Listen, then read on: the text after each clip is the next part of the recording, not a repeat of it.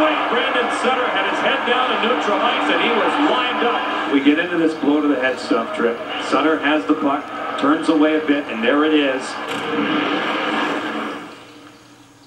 Legal hit that sent Brandon Sutter to hospital. You know what? I wish we didn't have to have this discussion every year. I wish we could just talk about beautiful Vinny LeCavalier goals, but more and more players, it seems, where there's always a rash, go down and get injured seriously because of headshots. And more people calling it out. Carolina GM Jim Rutherford says something has to change. Montreal coach Guy Carbonneau says, quote, the league has to do something. And yet, Gary Bettman and the NHL GMs have been hesitant to change the rule. They haven't put a penalty in for headshots because they say, well, it's a slippery slope. It might take hitting out of the game. Do we agree or disagree with that thought? Well, I disagree, but here, you got a fundamental philosophy, and you're either in one camp or you're in the other. The one camp is, like the Ontario Hockey League, have a penalty for head checking, and if you believe in that, you believe in the sanctity or trying to reduce the amount of brain trauma that goes into the National Hockey League, and you're prepared to take whatever steps are necessary to do that because it's a catastrophic injury.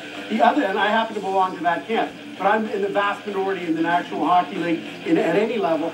The other camp simply is, hey, if you put in a head-checking penalty, you may run the risk of reducing the amount of hitting in the game, and you don't want to do that under any circumstances, so it's keep your head up, and if you get your brain scrambled, that's too bad. Those are the two fundamental positions.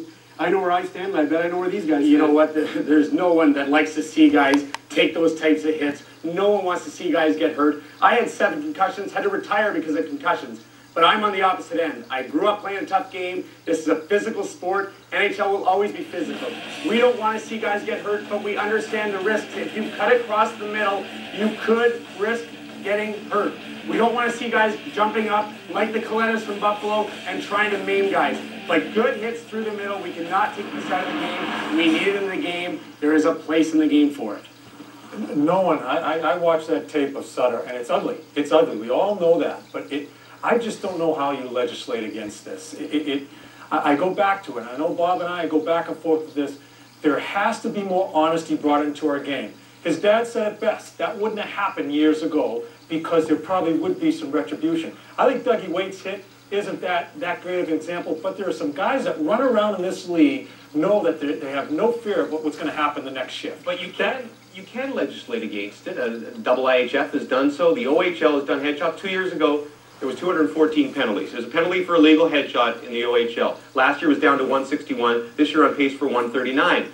So the numbers say it's working in that league. The hell with the numbers. I don't want to hear about the numbers. I just don't think you can take this out of the game. And again, I want to be careful in saying this, no one likes seeing people get hurt with their head.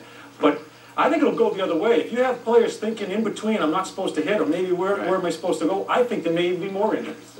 Rule changes is certainly one thing that can be done. Equipment changes is another. And with more on that, hockey insider Darren Dreger. James, this is a prototype of the shoulder pads every NHL player may be forced to wear as early as next season, a model some players are using right now. Now, it includes an added half-inch of foam on the shoulder cap to soften the blow, ultimately soften the blow. Now, the NHL hasn't signed off, nor has the NHLPA, on the exact specifications of the pads, but with the green light from the Players Association expected as early as this summer, Hockey Operations believes that 5 years of pitching the changes is about to pay off. The timing of this decision comes on the heels of Islanders forward Doug Waite's shoulder to the head hit on Carolina Hurricanes rookie Brandon Sutter. Now, for the record, Waite doesn't wear the new and improved version, but he does wear a Bauer pad that he says doesn't have the hard cap. So would this softer, more hit-friendly pad have saved the 19-year-old from concussion? Well, probably not. However, both the NHLPA and the National Hockey League agree if it lessens the number of head injuries in any way, shape, or form, it makes sense, and it is time to make the change.